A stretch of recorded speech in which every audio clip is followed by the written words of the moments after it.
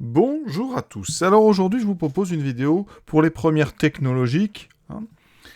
Et on va traiter du chapitre des suites, et ici plus précisément des suites arithmétiques. Donc un exercice un peu complet sur ce qu'il faut savoir faire donc en première. Alors la suite qu'on va prendre, je vous donne ce qu'on appelle une expression explicite. Ça veut dire qu'ici, vous avez un en fonction de n. Donc ici, un, c'est égal à 2 fois n plus 1. Alors l'autre notation qu'on peut avoir pour les suites, on aura n égale donc 2n plus 1. Alors, je vais quand même insister parce que parfois certains me posent la question. Entre le 2 et le n, ici, c'est une multiplication. C'est 2 fois n plus 1. Et je vous rappelle que la multiplication est prioritaire. Donc, quand on va faire donc 2 fois n plus 1, on va d'abord faire la multiplication. Je préfère le répéter, comme ça, c'est fait.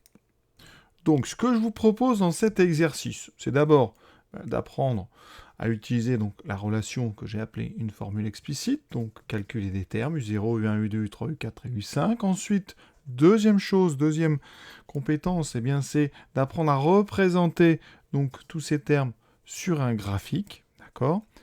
Et là, on va, dès qu'on aura représenté, commencer à parler des suites arithmétiques. Donc, je vous rappellerai les petites propriétés, et ensuite, on va prouver qu'on a devant nous une suite arithmétique. Et on précisera même la raison. Donc on est parti, première question.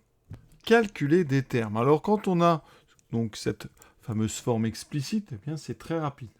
Qu'est-ce qu'il faut faire? Vous avez, ici, on vous demande U0. Quand on vous demande U0, ça veut dire qu'ici, la valeur qu'on a choisie pour n, c'est n égale 0. Donc dans vos formules, vous allez remplacer n par 0. Ça veut dire qu'avec la première, ça fera U0 égale donc 2 fois, donc je remplace n par 0, 2 fois 0 plus 1. Et je vous ai dit, la multiplication est prioritaire, vous le savez, 2 fois 0, ça donne 0, donc j'ai 0 plus 1, et ça me donne 1. On va faire une fois avec l'autre façon d'écrire les suites, avec les parenthèses. Ici, ça donnerait donc U parenthèse 0, égale donc à, et vous voyez que c'est la même chose, je fais 2 fois 0, plus 1, et donc je trouve aussi 1. Donc c'est pour ça qu'il faut progressivement s'habituer à la notation plutôt indicielle. Quand on a comme ça U0, le 0, il est dans ce qu'on appelle la position d'indice. D'accord? Donc cette notation, elle s'appelle la notation indicielle. La notation avec les parenthèses, elle fait un petit peu penser aux fonctions. C'est souvent comme ça qu'on introduit les suites, et petit à petit, on va vers la notation indicielle qui est plus pratique et qui fait tout de suite vraiment penser à des suites. On continue. Donc on va faire le calcul de U1. Donc dans U1, vous avez vu ici, à la place du 0, j'ai mis 1. Ça veut dire que vous allez prendre la formule pour n égale 1. Donc dans la formule 2 fois n plus 1, je remplace n par 1. Ça me donne juste 2 fois 1 plus 1. 2 fois 1, 2. Je commence par la multiplication, je l'ai déjà dit. 2 plus 1, 3. Et on va continuer. Maintenant, on va s'attaquer à U2. Cette fois-ci, vous voyez, en indice, j'ai un 2. Ça veut dire ici que n est égal à 2. Donc je vais faire 2 fois 2 plus 1. 2 fois 2, 4. Plus 1, ça me donne 5. On continue. U3. Donc vous avez compris, maintenant ça fera 2 fois 3 plus 1. 2 fois 3, 6. Plus 1, 7. Et vous voyez, on commence à remarquer quelque chose. À chaque fois, on ajoute 2. U4. Logiquement, si tout continue, ça va faire 9. Et effectivement, 2 fois 4 plus 1, ça fait 8 plus 1. Ça fait 9. Et U5, 2 fois 5 plus 1, 10 plus 1, ça fait 11. Donc voilà la première question, calculer des termes. Deuxième question, représenter ces 6 termes sur le graphique. Alors première remarque, il y en a effectivement 6. On a été jusqu'à U5, mais rappelez-vous, on est parti de U0, donc ça m'en fait bien 6. Comment représentons un terme? Alors on va d'abord s'intéresser par exemple à U1. Je vais commencer par U1, vous allez voir c'est plus classique. U0 il est un tout petit peu particulier à chaque fois. U1. Quand U1 est égal à 3, il faut bien comprendre que graphiquement, l'indice, donc ce petit 1 ici, ça va représenter l'abscisse. Et 3, ça représente l'ordonnée. Donc tout se passe comme si on allait placer un point d'abscisse 1 et d'ordonnée 3. Alors l'abscisse, vous le savez, c'est l'axe horizontal. D'accord? Et l'ordonnée, c'est l'axe vertical. Donc ça veut dire que dans le chapitre des suites, Au niveau des x, eh bien, ça va être les valeurs de n. Et au niveau des y, ça va être les valeurs des termes, donc un. Donc ça me donne ici, pour n égale 1, donc ici, hein, ce 1 c'est celui-là, je dois placer un 3. Donc 1, 2, 3, d'accord? Le 3, il est ici. Donc le point qui correspond à U1 égale 3, le voici. D'accord? Et on va faire pareil pour chacun des points. Pour U2, je trouve 5. Donc le 2, c'est celui-là, d'accord? Sur l'axe des abscisses. Et maintenant, je vais placer un point d'ordonnée 5. Alors 1, 2, 3, 4, 5, j'arrive ici. Donc quand je mets cette croix, c'est que je considère que dans cette suite, le terme de rang 2, donc pour n égale 2, j'ai un qui vaut 5, et ainsi de suite. U3 vaut 7. Donc pour n égale 3, ici, hein, vous voyez bien, 1, 2, 3, 4, 5, 6, 7, je place encore une croix, et ainsi de suite. Donc pour n, donc pour U4 égale 9, donc pour n égale 4, je place un point 9, 1, 2, 3, 4, 5, 6, 7, 8 et 9. Et il m'en reste un. U5, ça vaut 11. 1, 2, 3, 4, 5, 6, 7, 8, 9, 10, 11. Voilà. Alors j'ai laissé U0 de côté exprès, juste parce que il est un petit peu particulier au niveau de son abscisse. Hein. Je vous ai dit U0, ça vaut 1. Donc, eh ben, ça veut dire qu'ici, on a une abscisse égale à 0. Donc x égale 0. Et donc une ordonnée y qui vaut 1. Alors ce point, hein, le point qui correspond à 0, vous le trouverez sur l'axe vertical. Ici, hein, en fait, le n égale 0, il est ici. Et donc on va se placer ici à 1. Donc 1, c'est là. D'accord? Donc le point qui correspond, il est ici. Voilà. On a comme ça toute une série de points. Et donc ça, c'est ce qu'on appelle la représentation graphique des termes de la suite, ici, du terme de rang 0 jusqu'au terme de rang 5 ou d'indice 5. Ensuite, que peut-on conjecturer sur la suite? Alors, conjecturer, c'est un verbe qui veut dire quelle hypothèse est-ce qu'on peut faire en regardant donc ces points-là. Et là, on va arriver sur les suites arithmétiques. Donc la définition, je l'ai mise en haut en vert ici. Une suite est dite arithmétique si, pour aller d'un terme au suivant, on ajoute toujours une même valeur, un même nombre. Ce nombre, on l'appellera la raison de la suite. Vous voyez, on a remarqué ça dans nos premiers calculs. 1, 3, 5, 7, 9, 11. À chaque fois, on ajoute 2. On verra ça. Graphiquement, on peut représenter les suites arithmétiques, et la propriété qu'il faut connaître et qui est dans le cours, c'est qu'une suite est arithmétique si et seulement si elle est représentée par un nuage de points aligné. Or, un nuage de points, qu'est-ce que c'est? Eh bien, un nuage de points associé à une suite, c'est l'ensemble de tous les points que vous pouvez placer, chaque point représentant un des termes de la suite. Alors nous, on n'a pas tous les points, on n'a pas tout le nuage de la suite, on a juste les 6 premiers points, d'accord? Et on se rend compte que ça forme un sous-nuage, un petit nuage de 6 points ici, qui ont bien l'air d'être alignés. Donc, en regardant ça, vous voyez, on voit bien cette forme alignée ici. On a bien l'impression ici que tous les points vont être en fait alignés. On ne peut pas le démontrer parce qu'ici on n'en a fait que 6, mais l'hypothèse, on peut la faire. Donc ici, eh bien, ce qu'on peut dire, c'est que les points du nuage semblent alignés. D'accord ? On n'en est pas sûr, on pourrait faire un zoom, peut-être qu'ils ne le sont pas, mais ils semblent alignés. Donc, on peut faire l'hypothèse que la suite est arithmétique.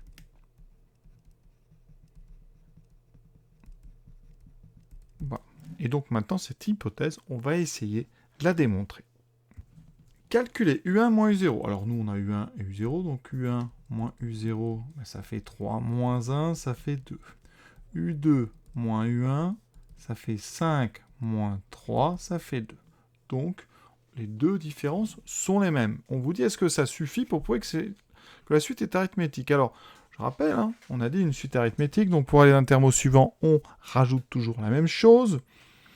Ça veut dire que quand vous faites, et c'est la propriété suivante, quand vous faites la différence entre un terme et son suivant, c'est-à-dire UN plus 1 moins n, vous trouvez toujours le même nombre, et ce nombre, c'est la raison. Donc l'idée, c'est qu'un terme moins le précédent vaut toujours la même chose. la relation de récurrence qui en découle, c'est que un plus 1, c'est toujours égal à un plus cette fameuse raison. Le souci, ici, c'est que cette définition, c'est pour tout. Il faut que pour tous les nombres, votre soustraction soit la même. Qu'est-ce qu'on vient de faire, nous? On vient de réaliser uniquement 2 soustractions. Ça veut dire qu'effectivement, pour aller de U0 à U1, j'ai rajouté 2. Pour aller de U1 à U2, j'ai rajouté 2. Mais rien ne dit que ça va se reproduire comme ça à l'infini.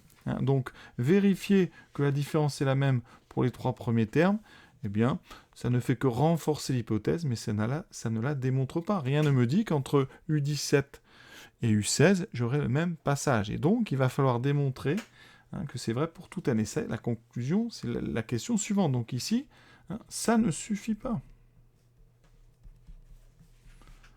Il faut démontrer que pour tout n, et pas seulement pour 1 et 2 et 0, pour tout n, ici pour tout n entier naturel, il faut montrer que pour tout n, effectivement, un plus 1 moins un est toujours égal à une constante. Et ici, il semble que cette constante, ça soit le nombre 2. Alors, certains vont dire, oui, mais souvent, on nous demande de calculer U2 moins U1, U1 moins U2. Alors, ça peut servir à montrer qu'une suite n'est pas arithmétique. Par exemple, si on avait trouvé U1 moins U0 égale 2 et U2 moins U1 égale 3, et bien dans ce cas-là, vous voyez, on ne serait pas en progression arithmétique. Ça veut dire que pour aller de U0 à U1, vous auriez eu donc plus 2, et pour aller de U1 à U2, on aurait eu plus 3. Et donc ça, ça suffit pour montrer qu'une suite n'est pas arithmétique. Mais ça ne suffit pas pour montrer qu'une suite l'est. Pour montrer qu'une suite est arithmétique, on va faire la question suivante. Et il va falloir faire un calcul un peu étrange. On va calculer un plus 1 moins un sans remplacer n par un nombre et donc faire un calcul qu'on appelle formel avec des lettres. Ici, un plus 1, il va falloir le calculer. Alors ça va être la première étape, donc je vais le faire juste avant. Souvent, d'ailleurs, au début, on vous demande de le faire pour préparer le calcul. Qu'est-ce que c'est que un plus 1? Eh bien, ça veut dire que, vous savez, un, c'est donc 2 fois la valeur de n plus 1. Un plus 1, ça veut dire que ici, ça va faire donc 2 fois la valeur de l'indice que j'ai. Donc à chaque fois, c'est 2 fois l'indice. L'indice ici, attention, c'est n plus 1. Donc j'aurai 2 fois n plus 1. Plus 1, vous voyez, dans la formule ici, j'ai 2 fois l'indice, 2 fois mon indice, plus 1. Donc l'indice, si j'ai n, j'ai 2 fois n plus 1. Si j'ai 2, j'ai 2 fois 2 plus 1. Si j'ai n plus 1, j'ai 2 fois n plus 1, plus 1. Vous voyez, c'est difficile ça quand même. C'est un petit peu abstrait. Donc là, j'aurai 2 fois donc, n plus 1. Plus 1, moins, et on va mettre des belles parenthèses, parce qu'attention, ce moins, eh bien, il va s'adresser à tout ça, à 2 fois n plus 1. Vous reconnaissez bien, j'espère. Ici, j'ai écrit dans les parenthèses l'expression de un, et dans la première, j'ai écrit l'expression de un plus 1. Alors, il y a beaucoup de parenthèses, on va les enlever avec précaution. Et c'est à ça aussi que servent les automatismes, réussir ce genre de questions. Comment enlever des parenthèses? Alors déjà, on va regarder dedans. 2 fois n plus 1. Priorité à la multiplication, donc le 2 va être distribué à n et à n plus 1, et on fera le plus 1 là après. Donc 2 fois n, 2n, plus 2 fois 1, 2, plus le 1 qui était devant, enfin après. Là. Moins, ici, 2n plus 1. On va maintenant enlever ces parenthèses-là. Le moins va être distribué. Quand on a un moins, c'est comme si on multipliait par moins 1. Et les premières parenthèses, il n'y a rien devant, donc on va pouvoir les enlever tranquillement. Puisque quand on ne met rien, c'est comme si on multipliait par 1. Donc ça fait 2n plus 2 plus 1, donc ça fait 2n plus 3, moins 2n, et attention, là il y a souvent des erreurs, moins plus 1, donc moins 1. Qu'est-ce qui va se passer? Eh bien vous savez, l'objectif quand même, il ne faut pas le perdre de vue, c'est de revenir à la définition du cours, enfin la propriété, c'est que si la suite est arithmétique, obligatoirement, n plus 1 moins n, c'est égal à r, à une constante. Donc, dans votre soustraction, il ne doit pas rester grand-chose. Effectivement, vous voyez bien que le 2n et le moins 2n vont se simplifier. Il va me rester plus 3, moins 1. D'accord? Donc plus 3, j'écris 3, moins 1. Et 3 moins 1, c'est égal à 2. Donc, qu'est-ce que je viens de montrer? Eh bien, je viens de montrer que pour tout n, donc quelle que soit la valeur de n que je choisis, donc pour tout n entier naturel, eh bien, un plus 1 moins un, donc un terme moins son précédent, c'est toujours égal à 2. D'accord?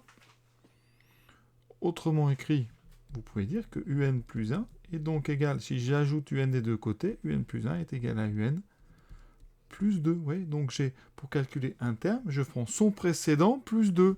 Et là, vous tombez vraiment dans la définition que j'ai donnée là-haut, enfin la propriété qui dit qu'une suite est arithmétique, si et seulement si, la relation de récurrence, cette relation de récurrence, c'est celle qui permet de calculer un terme grâce au précédent, cette relation de récurrence, elle doit être toute simple.